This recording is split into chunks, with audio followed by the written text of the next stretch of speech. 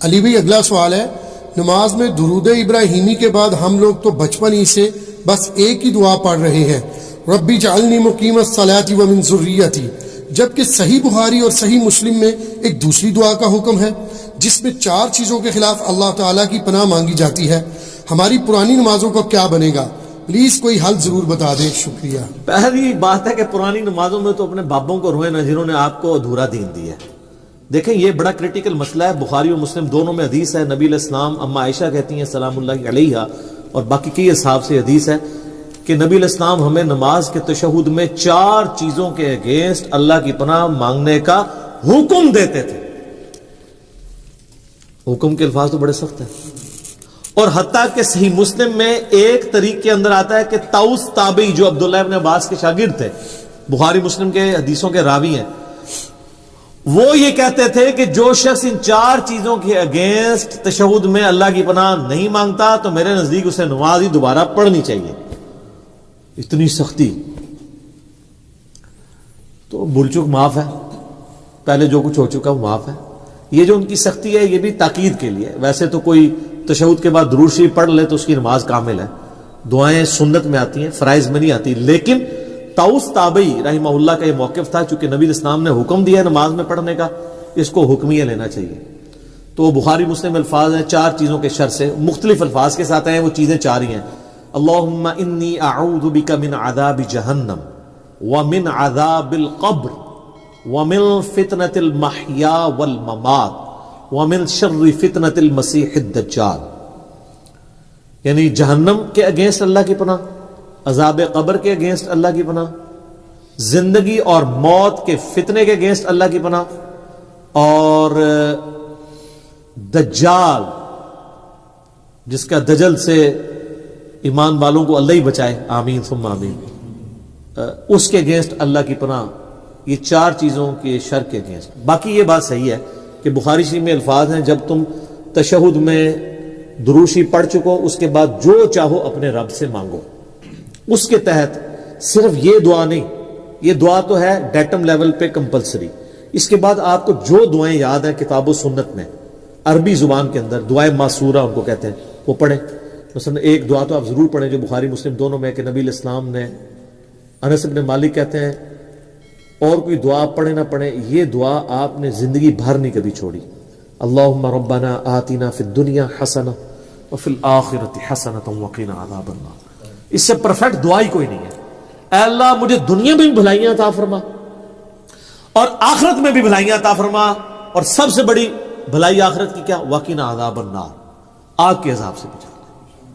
یہ اس سے بڑی کوئی دعا نہیں ہے، اور سب دنیا کے ہر کام کے لیے یہی دعا ہے۔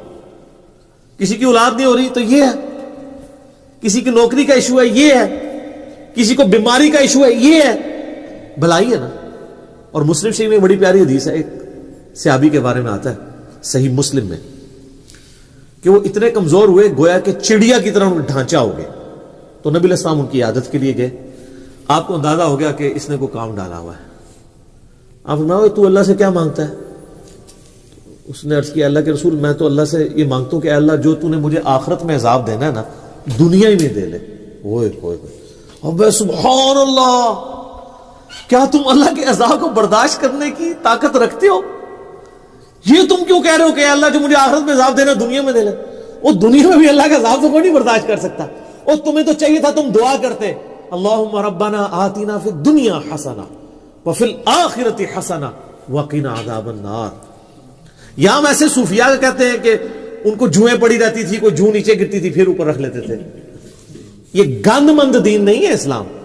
اسلام میں تو یہ ہے کہ آپ نے اللہ سے بھلائیاں مانگنی ہے، تو نبی علیہ السلام کا بھلائی مانگتے، صحابہ کہتے ہیں اس نے وہ دعا پڑھی، وہ اس طرح صحیح ہو گیا جیسے ایک چوزا جب پیدا ہوتا ہے اس کے بعد میں پر نکل آتے ہیں زندہ ہو جاتا ہے، وہ اس طرح وہ اپنی بیماری سے باہر نکل آیا۔ یہ دعا اپنے تشہد میں پڑھے۔ اچھا ایک اور دعا ہے جو سیدنا ابوبکر نے حضور سے مانگ کے لی ہوئی ہے، دیکھ لیں صحابہ کرام تو مانگتے بھی تھے، تو کیا مانگتے تھے؟ صحیح بخاری میں حضرت ابوبکر نے کہا یا رسول اللہ، یعنی آپ علیہ السلام نے ترغیب دلائی ہے تشہد میں دعاؤں کی، تو مجھے کوئی ایک خاص دعا ایسی دے دیں جو میں پڑھوں۔ تو آپ صلی اللہ علیہ وآلہ وسلم نے ان کے لیے دعا ان کو تعریف فرمائی، اللہم انی ظلمت نفسی ظلما کثیرا ولا یغفر الذنوب الا انت فاغفر لی مغفرۃ من عندک وارحمنی انک انت الغفور الرحیم. یہ وہ دعا پڑھتے تھے. اس کے علاوہ بھی کئی دعائیں ہیں. رب اجعلنی ضرور پڑھیں. میں تو بلکہ کہتا ہوں رب اجعلنی مقیم الصلاۃ ومن ذریتی ربنا وتقبل دعا. اس میں ماں باپ کے لیے اولاد کے لیے دعا ہے. ایک اسپیسیفکلی اپنے ماں باپ کے لیے دعا کریں جو قرآن میں اللہ نے حکمن کہی ہے, رب ارحمہما کما ربیانی صغیرا. اے رب ان دونوں پہ رحم فرما جس طرح بچپن میں انہوں نے مجھ پہ رحم کیا تھا. یہ دعا پڑھیں. اور سر ایک اور دعا بھی یاد ضرور کریں. میں نے بڑی دفعہ اس کی ترغیب دلائی ہے, خدا کے لیے اب اس کو سیریس لیں.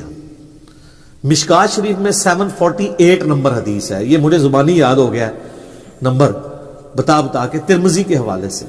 جامعہ ترمذی میں سورہ صاد کی تفسیر میں یہ آیت ہے, یہ والی حدیث ہے.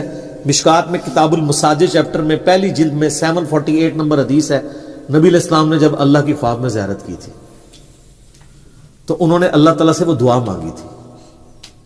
جب نبی علیہ السلام کو اللہ نے کہا مانگ, کیا مانگتا ہے, تو آپ نے کہا اللہم انی اسألک فعل الخیرات وترک المنکرات وحب المساکین وان تغفر لی وترحمنی وَإِذَا أَرَدْتَ فِتْنَةَ فِي قَوْمٍ فَتَوَفَّنِي غَيْرَ مَفْتُونٍ أَسْأَلُكَ حُبَّكَ وَحُبَّ مَن يُحِبُّكَ وَحُبَّ عَمَلٍ يُقَرِّبُنِي إِلَى حُبِّكَ. کیا پرفیکٹ دعا ہے. یہ تشہد میں ضرور پڑھا کریں, بلکہ سجدے میں پڑھا کریں. صحیح مسلم میں حدیث ہے کہ انسان سجدے میں سب سے زیادہ اپنے رب کے قریب ہوتا ہے, لہذا خوب دعائیں مانگا کرو. اور اما عائشہ کے الفاظ ہیں بخاری اور مسلم میں کہ نبی علیہ السلام سجدے اور رکوع دونوں میں ایک دعا مانگا کرتے تھے, سبحانک اللہم وبحمدک, سبحانک اللہم ربنا وبحمدک اللہم اغفر لی. کہ بخاری مسلم میں رکوع اور سجدے کی تسبیحات کے ساتھ یہ بھی مانگتے تھے. ایک تو مسلم شریف میں حدیث ہے نا کہ آپ نے رکوع میں سبحان ربی العظیم پڑھنا ہے اور سجدے میں سبحان ربی الاعلی 3 دفعہ. اس کے بعد بخاری مسلم میں یہ تسبیح بھی ہے. ایک اور تسبیح صحیح مسلم میں سبوح قدوس رب الملائکۃ والروح. اور سجدے میں دعائیں بھی مانگیں.